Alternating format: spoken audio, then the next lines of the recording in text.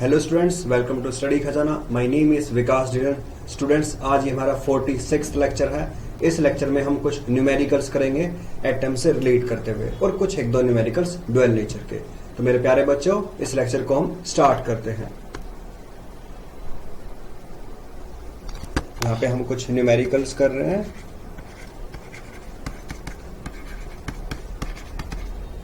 Numericals on atoms, ठीक है। तो मेरे प्यारे बच्चों, आज का हमारे पास जो फर्स्ट न्यूमेरिकल है वो है बोर पोस्टुलेट से रिलेट करता हुआ। लाइक हमारे पास बोर पोस्टुलेट्स के हमारे पास 3 पोस्टुलेट्स थे। फर्स्ट स्टेशनरी ऑर्बिट, सेकंड जो हमारे पास वही ऑर्बिट अलाउड है like transitions excited to ground और ग्राउंड टू एक्साइटेड, जिनमें हमारे पास एनर्जी का difference is equals to h mu. Third है जब भी इलेक्ट्रॉन हमारे पास एक ऑर्बिट एक पर्टिकुलर ऑर्बिट में रिवॉल्व करेगा तो उसका एंगुलर मोमेंटम हमारे पास क्वांटाइज्ड होगा। तो इससे रिलेट करता हुआ हमारे पास एक क्वेश्चन है, ठीक है। और एक और जो कंसेप्ट मैं तुम्हें याद करा देता हूं वो था हमारे पास डी ब्रोगली हाइपोथेसिस। उसमें था कि इलेक्ट्रॉन एक वेव के जैसे बिहेव कर रहा है, एक पार्टिकल के जैसे नहीं, ठीक है। मीन्स की जो भी एक इलेक्ट्रॉन है वो मोशन में है तो वो बिहेव करेगा एक वेव के जैसे भी, ठीक है। वो पार्टिकल भी है और वो बिहेव करेगा एक वेव के जैसे भी। और वो कैसे बिहेव करेगा कि स्टेशनरी ऑर्बिट्स में जो उसके पास वेवलेंथ है, ठीक है, एक पर्टिकुलर ऑर्बिट के लिए जो सरकमफ्रेंस है वो हमारे पास होगा इंटीग्रल मल्टीपल ऑफ वेवलेंथ, ठीक है। मींस की उस पर्टिकुलर इलेक्ट्रॉन के साथ एक वेव एसोसिएट करेगा। उससे रिलेट करता हुआ हमने वहां पे फाइंड आउट किया था wavelength associated with that particular electron. उसका वैल्यू था lambda equals to h by under root में 2m into kinetic energy. Kinetic energy को हम चार्ज इंटू पोटेंशियल भी पुट कर सकते हैं। तो उससे रिलेट करता हुआ ये न्यूमेरिकल है लाइक हमारे पास यूजिंग डी ब्रोगली हाइपोथेसिस। इसमें है हमारे पास क्वेश्चन में using D Broglie hypothesis explain with the help of diagram. Explain with the help of diagram Bohr's second postulates. Bohr's second postulate of quantization of energy level. Of quantization of energy level in a hydrogen atom, ठीक है मेरे प्यारे बच्चों। तो हमारे पास ये है आज का फर्स्ट न्यूमेरिकल कि डी ब्रोगली हाइपोथेसिस का हमें यूज करना है। ये हमारे पास है डी ब्रोगली हाइपोथेसिस। इसका यूज करते हुए हमें एक्सप्लेन करना है बोर्स सेकंड पोस्टुलेट्स को, ठीक है मेरे प्यारे बच्चों। तो हमें बोर्स सेकंड पोस्टुलेट्स को एक्सप्लेन करना है यूजिंग डी ब्रोगली हाइपोथेसिस। मैं तुम्हें ऑलरेडी जब लेक्चर स्टार्ट हुआ ये एक्सप्लेन कर चुका हूं मेरे प्यारे बच्चों कि डी ब्रोगली हाइपोथेसिस क्या था। साथ में हम एक डायग्राम के हेल्प से प्रूव करना है like Bohr's second postulates. Bohr's second postulates हमारे पास क्या था कि angular momentum is equals to integral multiple of h upon 2π, where h is the Planck's constant और n हमारे पास कोई एक इंटीजर है।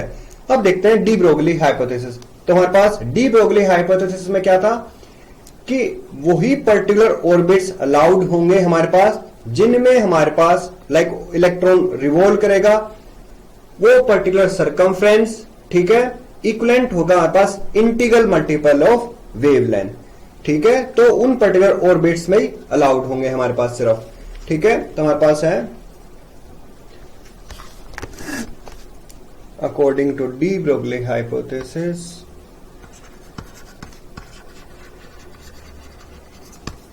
according to de Broglie hypothesis, a stationary orbit A stationary orbit is allowed. A stationary orbit is allowed which contains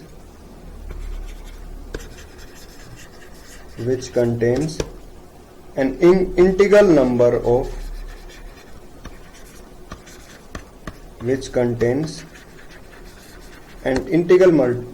of de Broglie wavelengths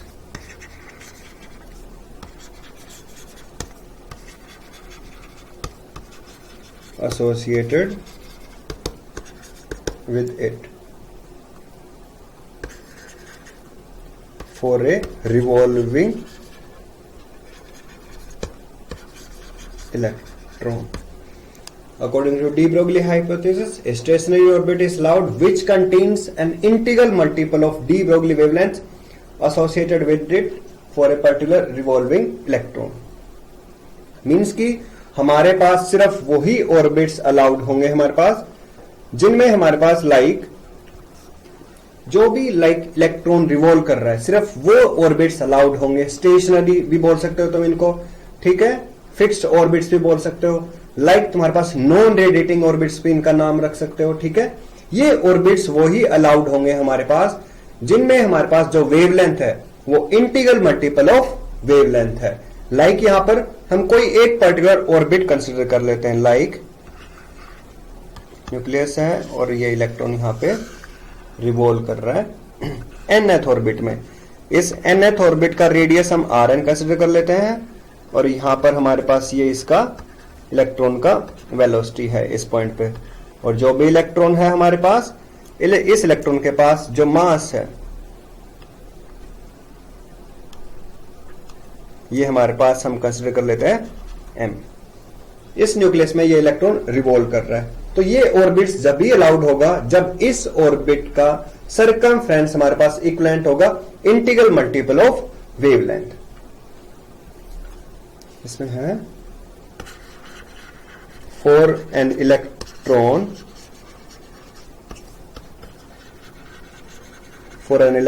revolving in nth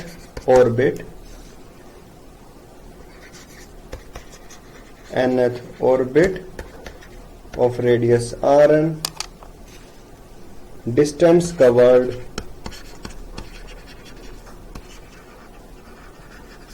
is equals to circumference of nth orbit. जितना distance cover होगा वो हमारे पास होगा circumference of nth orbit. और एक particular fixed orbit के लिए and for n fixed orbit this circumference is equals to 2 pi Rn. Rn means की जो भी ऑर्बिट, कोई भी ऑर्बिट हो सकता है ये, ठीक है. n का वैल्यू 1 2 3 4 एक्सेट्रा यहां पे पुट कर सकते हैं. और फिर हमारे पास From de Broglie hypothesis,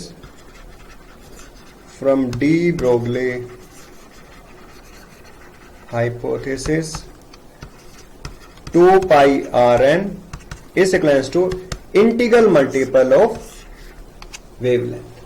2 pi Rn is equals to integral multiple of wavelength.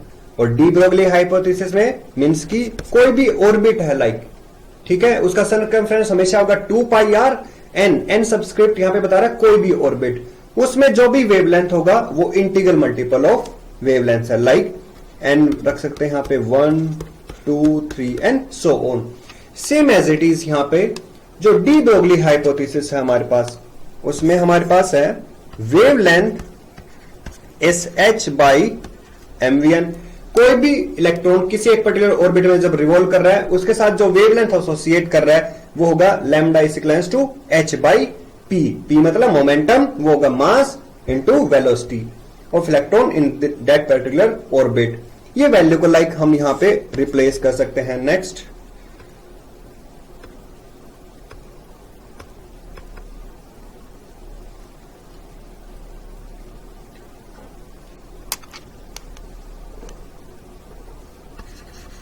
where Vn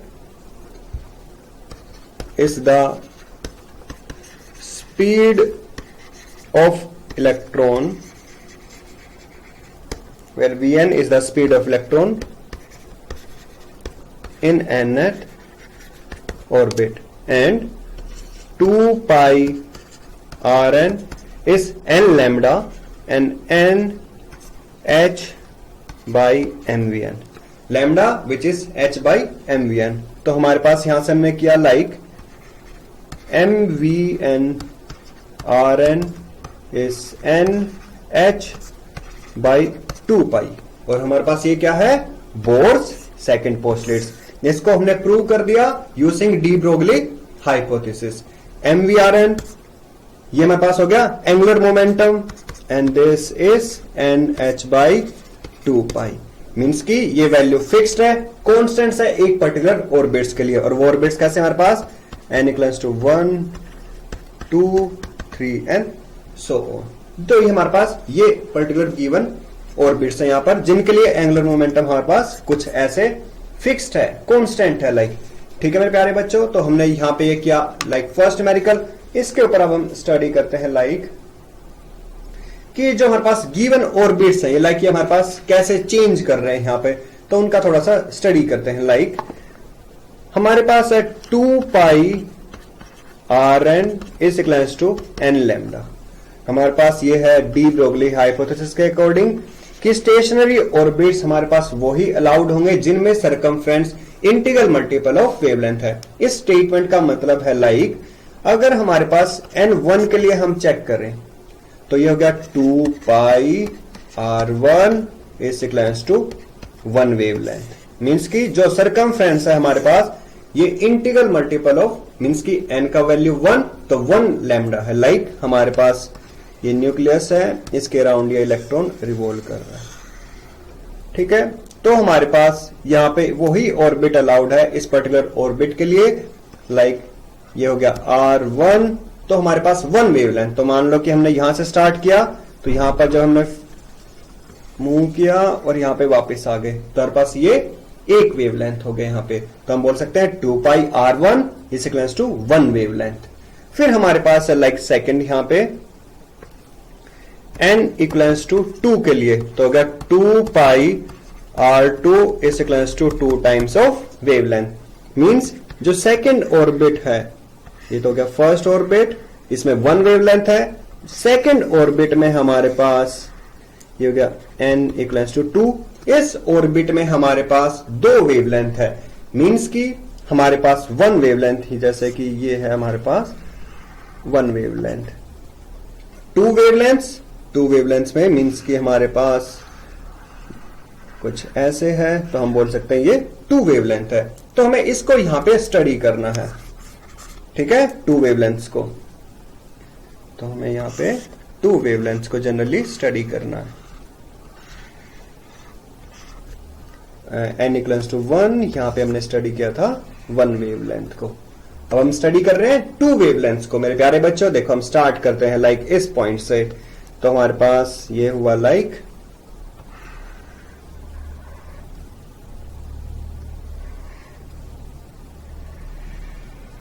ये हुआ 1 वेवलेंथ. ठीक है, तो हमारे पास लाइक हमने यहां से स्टार्ट किया, यहां पे एंड हो गया. अब हमें स्टडी करना है 2 वेवलेंथ्स.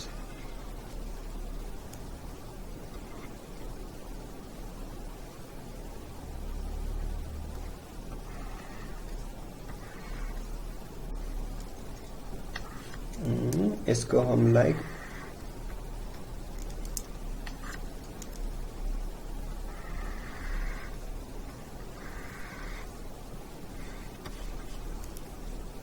और ये था लाइक फर्स्ट ऑर्बिट के लिए जिसमें n1 है. अब हमारे पास ये 2 ऑर्बिट्स है, सेकंड ऑर्बिट है. तो हमारे पास यहां पे मान लो हमने यहां से स्टार्ट किया, तो यहां से लेके यहां तक हमारे पास ये हो गया 1 वेवलेंथ, और ये हो गया हमारे पास एक और वेवलेंथ. तो यहां पर हमारे पास जो सेकंड ऑर्बिट है, इसमें इलेक्ट्रॉन कुछ ऐसे रिवॉल्व कर सकता है कि हमारे पास ये स्टार्टिंग पॉइंट, एक क्रस्ट, ट्रफ और फिर क्रस्ट. ठीक है, फिर यहां पे एंड हो गया ऑर्बिट, तो same as it is crest, trough, crest. तो हमारे पास लाइक ये हो गया N2 के लिए तो हमारे पास यहाँ पर 2 वेवलेंथ है जनरली यहाँ पे। फिर हमें स्टडी करना है लाइक यहाँ पे n इक्वल्स टू 3 मीन्स की 2 pi r3 is equals to 3 times of wavelength. तो हमारे पास न्यूक्लियस इसके अराउंड फर्स्ट और second orbit same as it is, और जो हमारे पास लाइक थर्ड ऑर्बिट है इसमें हमारे पास लाइक यहां पर 3 टाइम्स वेवलेंथ, लाइक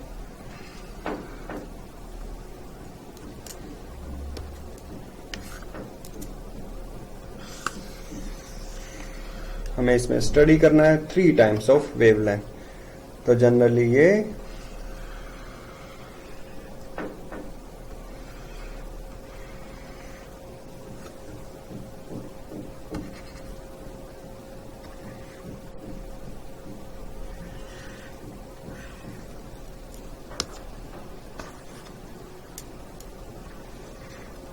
तो हमारे पास लाइक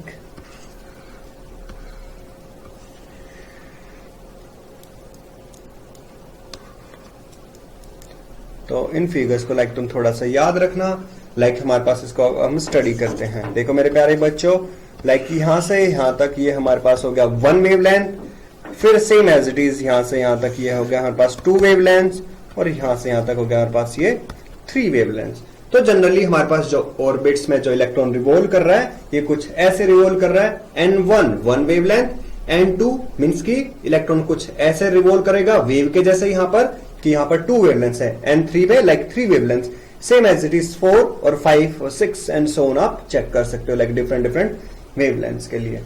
तो नेक्स्ट हम स्टडी करते हैं लाइक यहाँ पे कुछ questions. Number second, this is our second question. इस क्वेश्चन में हमारे पास है calculate the shortest wavelength in the Balmer series. Calculate the shortest wavelength in the Balmer series. Calculate the shortest wavelength in the Balmer series of hydrogen atom. ठीक है, हमें यहां पर फाइंड आउट करना है calculate the shortest wavelength in the hydrogen atom. तो हमारे पास हमें यहां पर ये फाइंड आउट करना है शॉर्टेस्ट वेवलेंथ बाल्मर सीरीज के लिए। मेरे प्यारे बच्चों, आई होप कि तुम्हें ये फॉर्मूलास अच्छे से याद होंगे जहां पर हमें वेवलेंथ फाइंड आउट करना था। यहां पर एक और इंपॉर्टेंट पॉइंट है शॉर्टेस्ट वेवलेंथ मींस की, इसको थोड़ा सा लाइक चेक करते हैं। हमें पता है energy is equals to h mu and which is equals to hc by lambda. Wavelength हमें शॉर्टेस्ट चाहिए, इसका मींस जो भी हमारे पास एनर्जी डिफरेंस है ये ज्यादा होना चाहिए। और एनर्जी डिफरेंस ज्यादा कब हो सकता है? जब लाइक हमारे पास इलेक्ट्रॉन जंप करे इनफाइनाइट टू ग्राउंड स्टेट, मतलब उस पर्टिकुलर सीरीज के लिए। तो जो हमारे पास बाल्मर सीरीज है, यहां पर अगर हमें वेवलेंथ फाइंड आउट करना है तो हमारे पास फॉर्मूला था 1 by lambda is equals to R Rydberg's constant into 1 by n1 square minus 1 by n2 square. Balmer series के लिए हमारे पास n1 फिक्स्ड है and this is equals to 2। क्या होगा हमारे पास बाल्मर सीरीज के लिए ये वैल्यू लाइक हमारे पास फिक्स्ड है। फिर हमें फाइंड आउट करना है यहां पे n2 and n2 is approaches to infinite. ठीक है, लाइक हमारे पास इन न्यूक्लियस n1 n2, और अगर लाइक कोई ट्रांजिशन है लाइक इनफाइनाइट टू 2 तो हमारे पास ये लाई करेगा शॉर्टेस्ट वेवलेंथ के लिए और इस पर्टिकुलर बाल्मर सीरीज में हाइड्रोजन एटम में। तो हमारे पास लाइक ये हमारे पास क्वेश्चन है यहां पे। फिर नेक्स्ट है लाइक यहां पे आर हो गया रिडबर्ग्स कांस्टेंट, इसका वैल्यू है 1.097 इंटू 10 की पावर 7 मीटर इनवर्स। ये वैल्यूज को हम यहां पे प्लग कर देंगे और हमें आंसर मिल जाएगा like 1 by lambda is equals to R 1 by 4 minus 1 by infinite, इसका स्क्वायर करेंगे तो 0, तो ये वैल्यू होगा लाइक r बाई 4। ठीक है, तो हमारे पास ये हुआ wavelength associated with that particular orbit. Means की शॉर्टेस्ट वेवलेंथ हमने फाइंड आउट कर लिया बाल्मर सीरीज के लिए हाइड्रोजन एटम में। तो इसका वैल्यू होगा lambda, this further implies lambda is 4 by r। तो हमारे पास लाइक यहां से हम इजिली वेवलेंथ का वैल्यू फाइंड आउट कर सकते हैं। ठीक है मेरे प्यारे बच्चों, तो हमने as it is like same ऐसे वैल्यू फाइंड आउट कर लेंगे इस वेवलेंथ के लिए। आर का वैल्यू प्लग कर देंगे यहाँ पे, तो हमें मिल जाएगा ये वेवलेंथ, और ये वेवलेंथ होगा हमारे पास शॉर्टेस्ट वेवलेंथ इस पर्टिकुलर बाल्मर सीरीज के लिए। नेक्स्ट क्वेश्चन ए को स्टडी करते हैं लाइक यहाँ पे।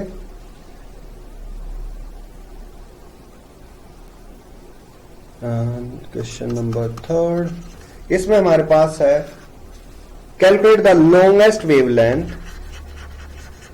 Calculate the longest wavelength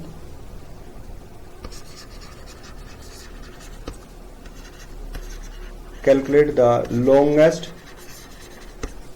wavelength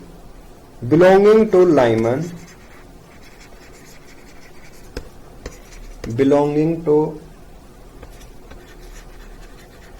Lyman and Balmer series,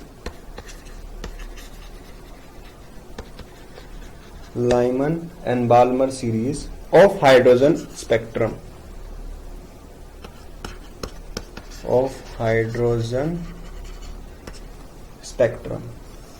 ठीक है। हमें यहां पर लॉन्गेस्ट वेवलेंथ फाइंड आउट करना है बाल्मर और लाइमन सीरीज के लिए। देखो वेवलेंथ मेरे प्यारे बच्चों, यहां पर हमें फाइंड आउट करना है वेवलेंथ, ठीक है।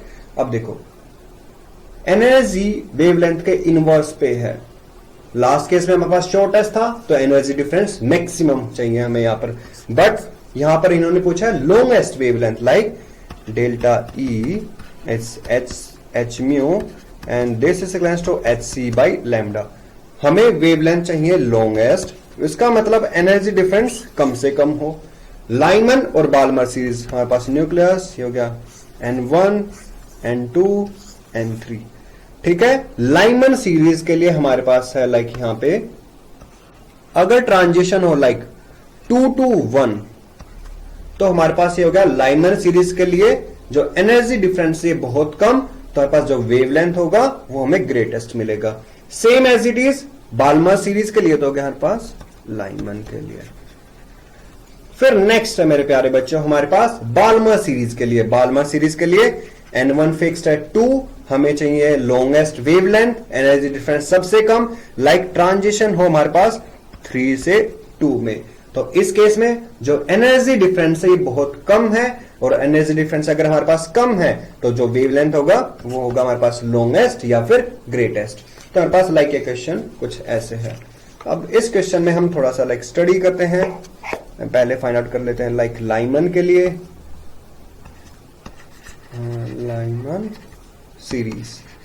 लाइमन सीरीज के लिए फॉर्मूला पुट करते हैं 1 by lambda R 1 by N1 square minus 1 by N2 square R, और ये वैल्यू चाहिए वेवलेंथ का हमें लॉन्गेस्ट, लाइक हमारे पास यहां पे होना चाहिए 1 by 1 square minus 1 by 2 square, तो क्या 1 minus 1 by 4, तो this is are 4 minus 1 3, 4 by R3, तो हमारे पास ये हो गया लाइक वेवलेंथ लाइमन सीरीज के लिए। तो ये हो गया हमारे पास 4 by 3R, where R is Rydberg's constant and this is 1.097 into 10 की पावर 7 मीटर इनवर्स। तो ये हम फाइंड आउट कर सकते हैं इसका इजिली वैल्यू, कैलकुलेशंस हैं, इजिली तुम कैलकुलेट कर सकते हो लाइक यहां पे।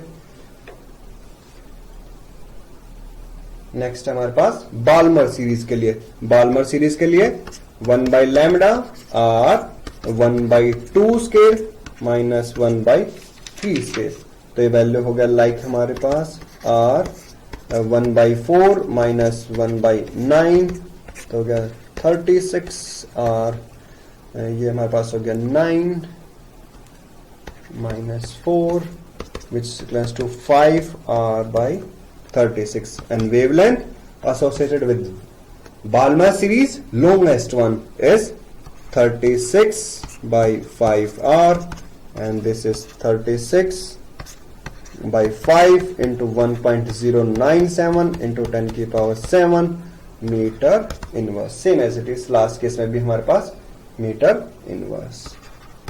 यहां से हम इजिली वेवलेंथ फाइंड आउट कर सकते हैं दोनों ऑर्बिट्स के लिए। हमारे पास ये था थर्ड क्वेश्चन। अब करते हैं हम fourth question.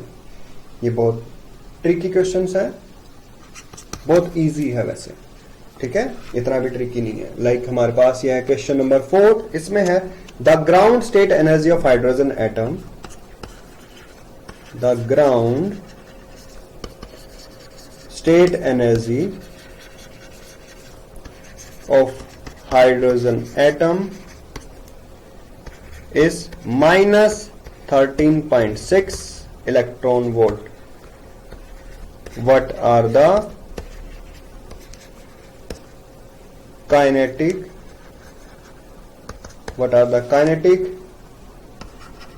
and potential energies? What are the kinetic and potential energies of electron in this state? हमें यहां पर जनरली फाइंड आउट करना है the ground state energy of hydrogen atom is minus 13.6 electron volt. What are the kinetic and potential energy of the electron in this state. इस question में है हमारे पास n equals to 1, z equals to 1, ये हो गया hydrogen atom. इसमें हमारे पास है कोई एक इलेक्ट्रॉन जो कि ग्राउंड स्टेट में है, मींस n इक्वल्स टू 1, और उसका एनर्जी गिवन है minus 13.6 electron volt. What are the kinetic and potential energy of the electron in this state. हमें यहां पर इस इलेक्ट्रॉन के लिए काइनेटिक एनर्जी और पोटेंशियल एनर्जी फाइंड आउट करना है। तो हमारे पास देखो मेरे प्यारे बच्चों, इस क्वेश्चन को हम कैसे करेंगे, total energy is equals to kinetic energy plus potential energy. फिर हमने वहां पे एक रिलेशन फाइंड आउट किया था, लाइक तुम याद भी रख सकते हो इस वैल्यू को, kinetic energy is equals to minus of total energy. जितना भी टोटल एनर्जी है उसके साथ एक नेगेटिव साइन पुट कर दो, तो हमारे पास वो होगा उस पर्टिकुलर ऑर्बिट के लिए काइनेटिक एनर्जी। ये ऐसे साइन क्यों पुट कर दिया, ये तुम अपने नोट्स को वीडियो को पॉज करो और अपने नोट्स में चेक करो। जो मैंने तुम्हें एक इलेक्ट्रॉन ऑर्बिट के लिए जो टोटल एनर्जी का रिलेशन बताया था with respect to kinetic energy plus potential energy, तुम वहां पे फाइंड आउट करोगे कि जो तुम्हारे पास टोटल एनर्जी है वो तुम्हारे पास है negative times of kinetic energy, या फिर ये बोल सकते हो kinetic energy is negative time of total energy. ठीक है, तो हमारे पास यहां पे हम इजिली गिवन है कि ग्राउंड स्टेट एनर्जी मींस कि टोटल एनर्जी गिवन है हमें यहां पे माइनस 13.6 इलेक्ट्रॉन वोल्ट। हमें यहां पे फाइंड आउट करना है kinetic energy as well as potential energy of electron in this state.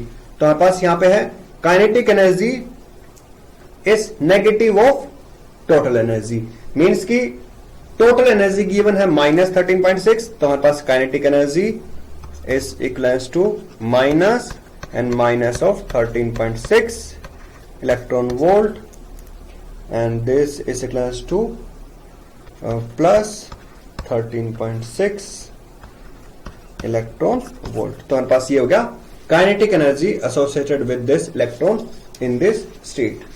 तो अब नेक्स्ट हमें फाइंड आउट करना है यहाँ पे पोटेंशियल एनर्जी। नेक्स्ट है हमारे पास potential energy, and potential energy is 2 times of total energy, और 2 times of total energy means कि 2 times of minus 13.6 electron volt, and this is minus 27.2 electron volt. तो हमारे पास यहां पे क्या मिला हमें आंसर कि potential energy is negative of 2 times of total energy, sorry negative नहीं, like a positive of 2 times of total energy. हमें आंसर मिला माइनस 2 टाइम्स टोटल एनर्जी का लाइक वैल्यू यहाँ पे। ठीक है, और यहाँ पे जो नेगेटिव साइन है पोटेंशियल एनर्जी में, ये इंडिकेट कर रहा है कि इलेक्ट्रॉन इस पर्टिकुलर ऑर्बिट में हमारे पास बाउंड है टू द न्यूक्लियस। ठीक है, तो हमारे पास लाइक हमने क्वेश्चन किया। अब हम स्टडी करते हैं नेक्स्ट क्वेश्चन, और नेक्स्ट क्वेश्चन है लाइक हमारे पास इस क्वेश्चन में है define ionization energy,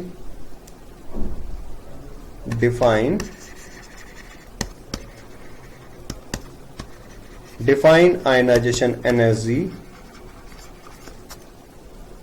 and what is the value for a hydrogen atom. What is the value for a hydrogen atom. ठीक है मेरे प्यारे बच्चों, हमें यहां पे फाइंड आउट करना है आयनाइजेशन एनर्जी को। और आयनाइजेशन एनर्जी हमारे पास क्या होता है, मिनिमम एनर्जी का रिक्वायरमेंट किसी भी इलेक्ट्रॉन को हमें रिमूव करने के लिए उस पर्टिकुलर ऑर्बिट से इनफाइनाइट स्टेट तक। ठीक है, तो द मिनिमम ये हमारे पास है, the minimum amount of energy required to remove an electron from the ground state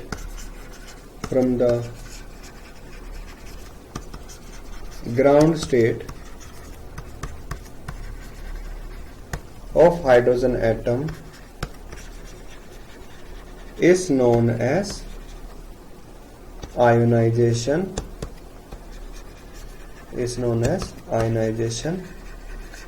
energy. The minimum amount of energy required to remove an electron from the ground state of hydrogen atom is known as the ionization energy up to infinite. तो हमें ionization energy find out करना है, ये होगा energy final minus energy ground state में। n equals to 1 means की हो गया ग्राउंड स्टेट। E इनफाइनाइट 0 है। Negative of ground state energy last question में गिवन भी था, इस वैल्यू को तुम याद भी रख सकते हो, like minus 13.6 electron volt and this is positive of 13.6 electron volt.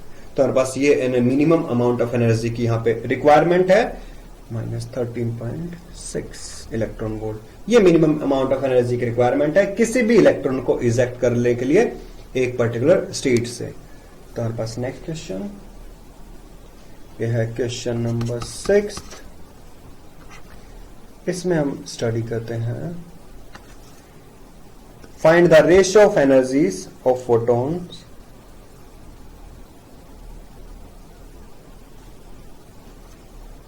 find the ratio of energies of photons produced due to transition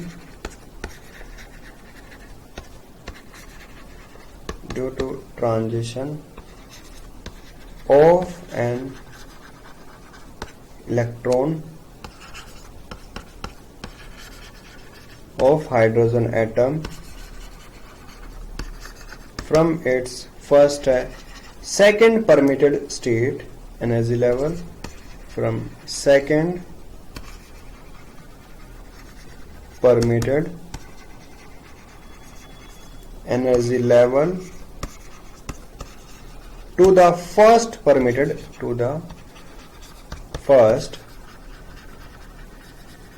permitted energy level and second है हमारे पास the highest permitted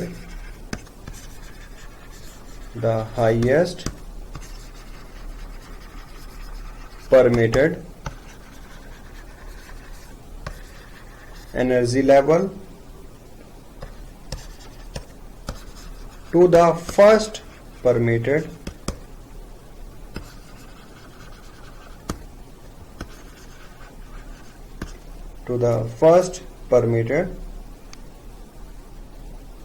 level to the first permitted energy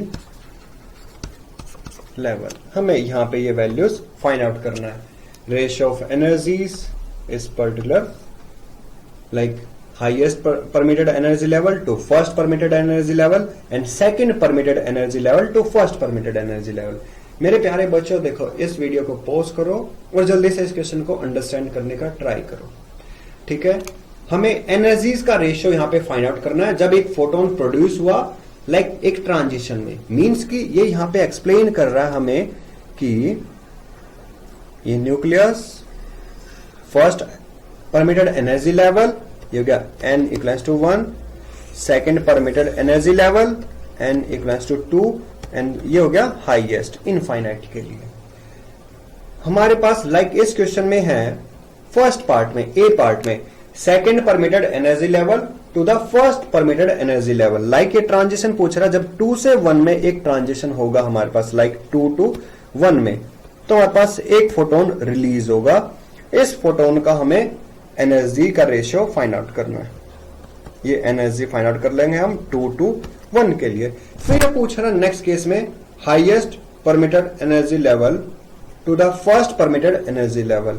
तो highest means की infinite से हमारे पास, यहां पे next है हमारे पास इनफाइनाइट से और फर्स्ट परमिटेड में जब ये जंप कर रहा है, तो हमारे पास इस केस में एक फोटोन होगा, निकलेगा, ये हो गया इनफाइनाइट टू 1।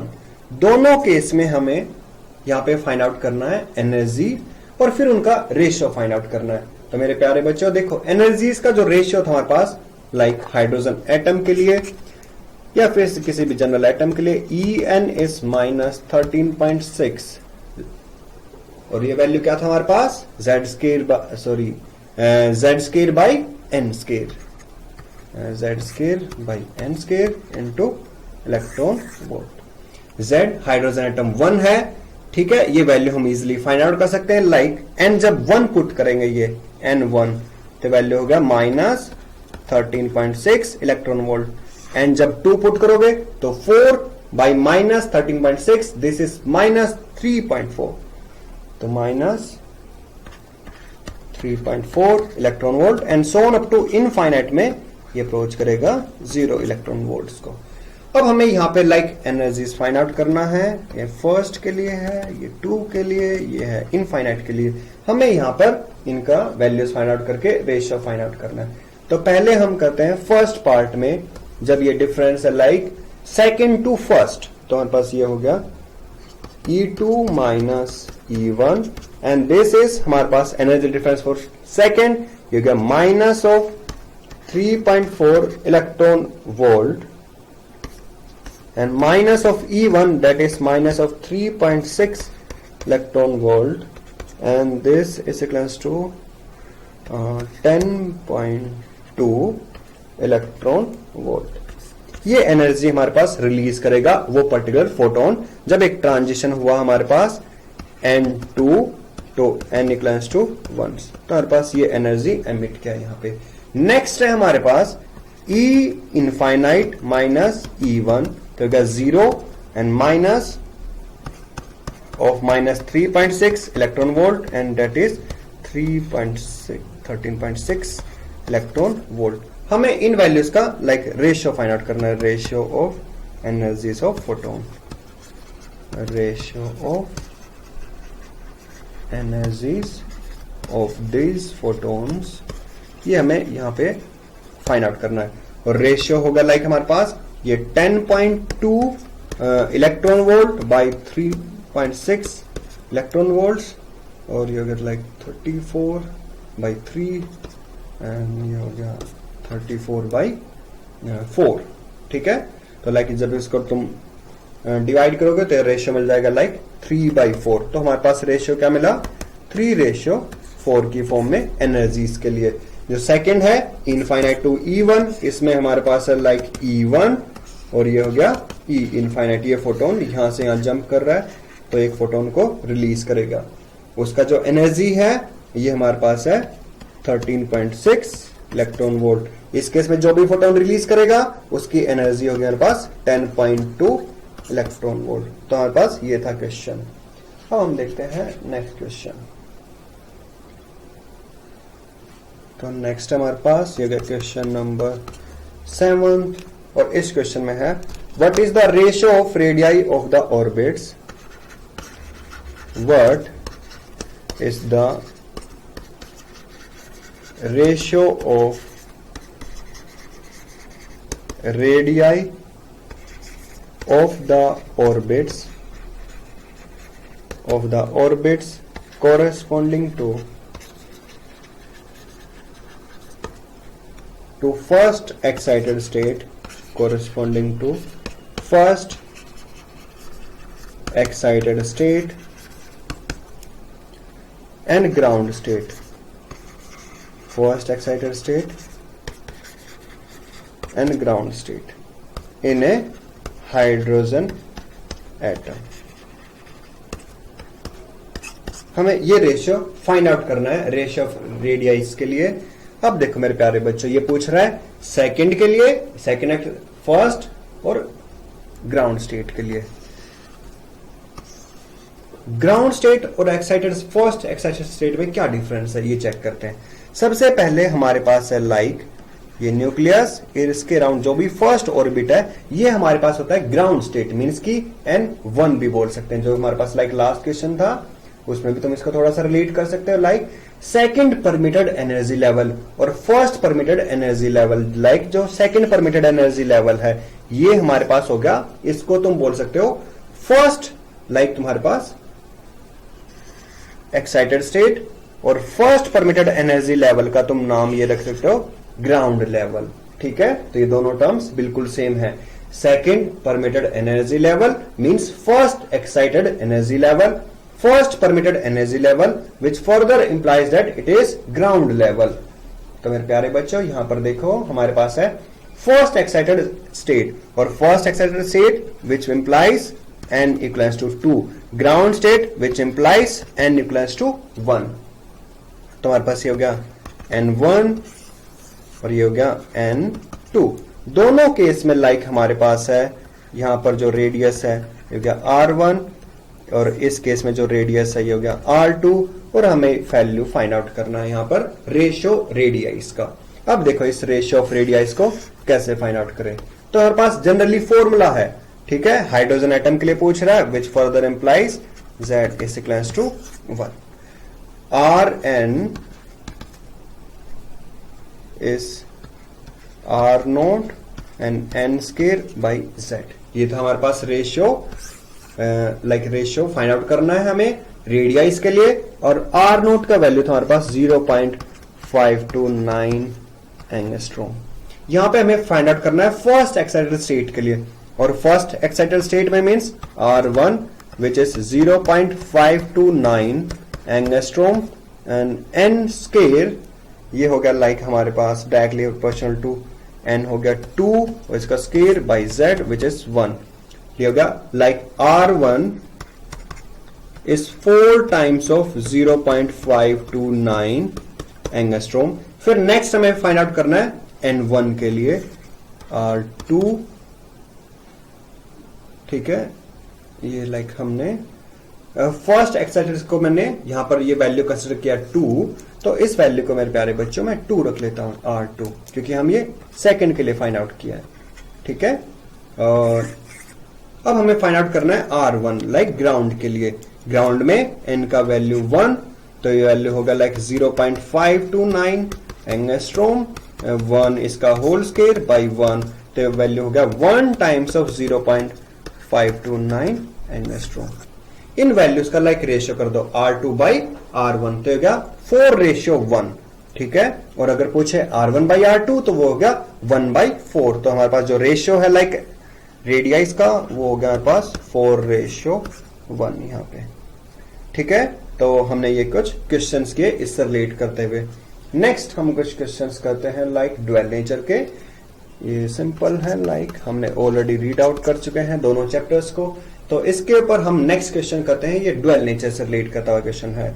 यहां पर है a proton and electron have same kinetic energy. Question में है ए प्रोटॉन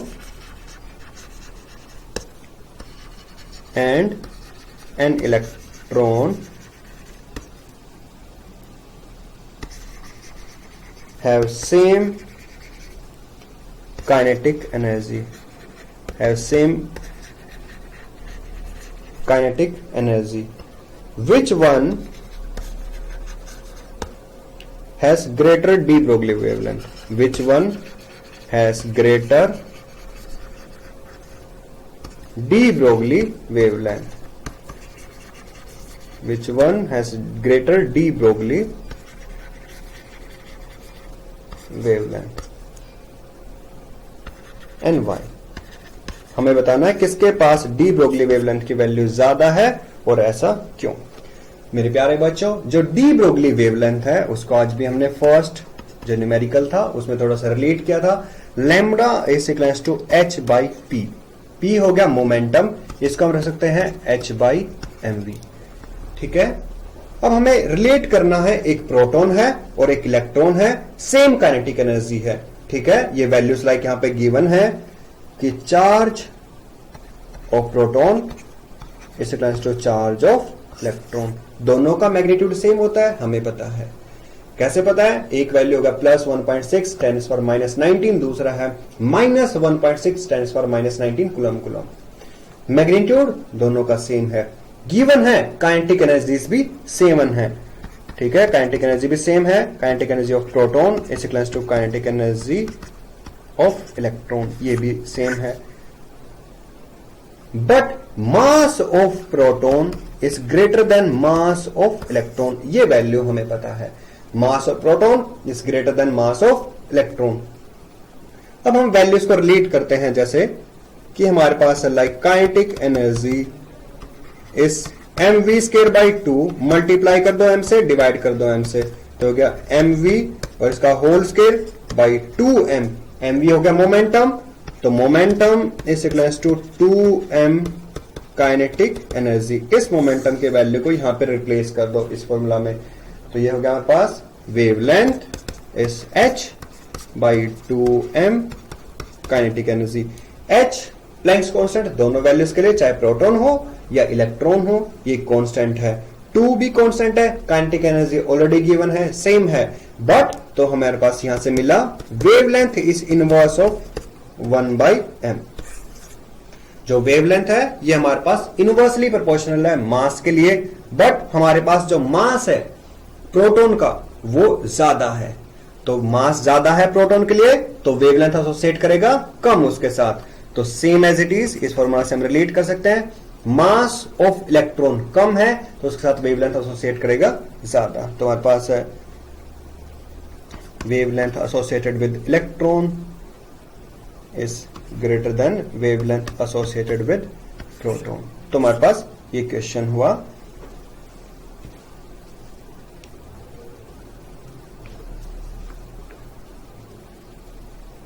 वेवलेंथ का प्रोटॉन और इलेक्ट्रॉन के लिए। नेक्स्ट है हमारे पास 9th क्वेश्चन। इसमें है 2 lines A and B in the given shows the variation of de Broglie wavelength versus lambda versus 1 by root v के लिए हमारे पास एक स्केच गिवन है, एक ग्राफ गिवन है। ये वेवलेंथ और ये 1 बाई √ v। यहाँ पे जो v है ये हमारे पास एक्सेलरेटिंग पोटेंशियल डिफरेंस है, और हमारे पास यहाँ पे 2 पार्टिकल्स हैं carrying 2 particles of same charge. ठीक है, हमारे पास 2 पार्टिकल हैं, एक है A पार्टिकल, एक है B पार्टिकल, और गिवन है दोनों का चार्ज सेम है। किसी पोटेंशियल से एक्सेलरेट किया, उसका वैल्यू v है हमारे पास यहाँ पे। नेक्स्ट है हमारे पास which one of the 2 represents a particle of smaller mass. तो हमें बताना है कौन से पार्टिकल का मास स्मॉलर है, और यहाँ पे 2 स्केच गिवन है A, B। ये स्ट्रेट लाइंस है, y equals to mx plus c का वैल्यू यहाँ पे ऑफकोर्स 0 है, इसलिए दोनों ग्राफ स्टार्ट हुए ओरिजिन से। ये क्वेश्चन हमारे पास गिवन है। हमें बताना है A पार्टिकल या B पार्टिकल किसके लिए मास का वैल्यू ज्यादा है और क्यों। तो ये बहुत सिंपल और बहुत इजी क्वेश्चन है। लाइक मेरे प्यारे बच्चों, हमने फाइंड आउट किया lambda is h by 2m kinetic energy. इस वैल्यू को रख सकते हैं h by 2m kinetic energy is q into v, means की kinetic energy maximum is equals to charge into potential. और हमारे पास यहां पे क्वेश्चन में है कि दोनों चार्ज पार्टिकल के पास मास सेम है, एक्सेलरेट किया सेम पोटेंशियल v से। हमें बताना है किस पार्टिकल के पास मास का वैल्यू लाइक ज्यादा है। ठीक है, तो हमारे पास हमें यहां से हुआ h by √2q m into 1 by √v। तो वेवलेंथ y एक्सिस पे वेवलेंथ है, x एक्सिस पे 1 बाई √v है, तो h by √2m into q, ये हमारे पास वैल्यू हो गया स्लोप। तो हमारे पास स्लोप इज इनवर्स ऑफ 1/रूट है। ठीक है, मीन्स कि अगर मास ज्यादा है तो स्लोप कम है, और हमारे पास अगर स्लोप ज्यादा है, ठीक है, तो मास का वैल्यू लाइक स्लोप ज्यादा है तो मास कम है, और अगर मास ज्यादा है तो स्लोप कम है। यहां पर देखो वेरिएशन चेक करते हैं, ये हो गया थीटा ए और ये हो गया थीटा बी। तो मेरे प्यारे बच्चों यहां से हमें पता लग गया theta B is greater than theta A, means की slope of B is greater than slope for A, क्योंकि theta B is greater than theta A means के tan theta B is greater than tan theta A. तो हमारे पास यहां पर slope ज्यादा है बी के लिए, अगर स्लोप ज्यादा है तो मास कम है हमारे पास, तो यहां पे ये रिप्रेजेंट करेगा हमारे पास स्मॉलर मास। इसके पास हमारे पास तो हो गया ग्रेटर मास। तो हमारे पास हमने ये लाइक इजीली यहां पे फाइंड आउट कर लिया, लाइक किसके पास मास ज्यादा है, किसके पास मास कम है। तो हम इजीली लाइक ऐसे क्वेश्चंस को सोल्व कर सकते हैं। नेक्स्ट क्वेश्चन चेक करते हैं, ये है हमारे पास 10th क्वेश्चन। इस क्वेश्चन में मेरे प्यारे बच्चों हमारे पास है the stopping potential in an experiment of photoelectric effect is this. The stopping potential in an photoelectric effect in an experiment of photoelectric effect is 1.5 volt. What is the maximum kinetic energy? What is the maximum kinetic energy of photoelectrons emitted?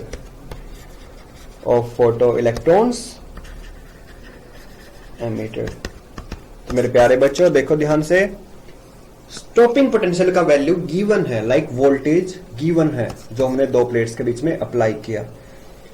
Stopping potential आ गया means कि circuit में कोई भी current flow नहीं कर रहा, उसका मतलब जो मैक्सिमम एनर्जी से जो इलेक्ट्रॉन्स मूव कर रहे थे उनके इक्वल एंड अपोजिट हमने एक वर्क किया उनको स्टॉप करने के लिए। ठीक है, तो हमारे पास यहां से हो गया कि kinetic energy maximum is equals to eV naught, और हमारे पास काइनेटिक एनर्जी हमें फाइंड आउट करना है maximum V naught. Stopping potential का वैल्यू गिवन है, वी नॉट हो गया हमारे पास कट ऑफ पोटेंशियल।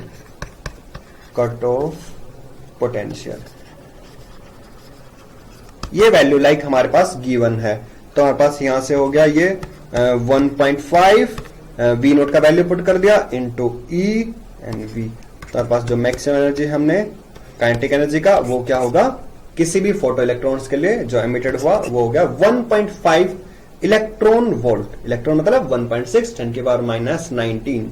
ठीक है, तो ये वैल्यू के इक्विवेलेंट हो गया हमारे पास। नेक्स्ट है हमारे पास यहाँ पे 11th क्वेश्चन। इस क्वेश्चन में लाइक हमारे पास है the graph shows the variation of stopping potential. हमारे पास एक ग्राफ है मेरे प्यारे बच्चों, यहां पर है V naught stopping potential, X axis पे हमारे पास है फ्रीक्वेंसी ऑफ इंसिडेंट रेडिएशंस, और दो मेटल्स हैं, ये ए मेटल है ये बी मेटल है। तो ये वैल्यू हो गया मेटल ए के लिए, ये वैल्यू है मेटल बी के लिए। इसके पास थ्रेशोल्ड मतलब फ्रीक्वेंसी म्यू नॉट है, मींस कि ये म्यू नॉट फ्रीक्वेंसी के बाद की जब फ्रीक्वेंसी सप्लाई करेंगे तो हमारे पास स्टॉपिंग पोटेंशियल लीनियरली इंक्रीज कर लेगा। इससे पहले के जो भी फ्रीक्वेंसी सप्लाई करेंगे इस पर्टिकुलर फोटो इलेक्ट्रिक इफेक्ट के एक्सपेरिमेंट में हमारे पास कोई भी फोटो करंट नहीं होगा, विच मीन्स थ्रेशोल्ड फ्रीक्वेंसी के बाद की जब फ्रीक्वेंसी अप्लाई करेंगे तभी हमारे पास फोटो इलेक्ट्रॉन्स एमिट करेंगे उस पर्टिकुलर मेटेलिक सरफेस से। Same as it is metal A के लिए, इसका थ्रेशोल्ड फ्रीक्वेंसी बी के मेटल से ज्यादा है, तो हमारे पास mu naught prime is greater than mu naught. अब ये हमारे पास इक्वेशंस ऑफ स्ट्रेट लाइंस हैं, इनको हम पीछे एक्सटेंड्स भी कर सकते हैं। ठीक है, ये वैल्यू हो गया हमारे पास नेगेटिव साइड में phi naught by E, means की minus of phi naught by E भी रख सकते हैं इसके वैल्यू को। नेक्स्ट हो गया हमारे पास, इसको रख लेते हैं phi naught prime by E. और फाई नोट क्या है? Work function for metal B. Phi naught prime is work function for metal A. तो हमारे पास क्वेश्चन में है, ये गिवन है, which one of the two has the higher value of work function. हमें बताना है किसके पास जो वर्क फंक्शन है इसका वैल्यू ज्यादा है।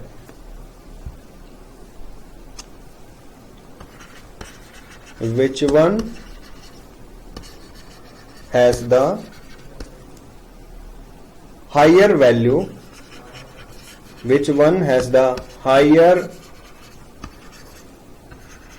value of work function।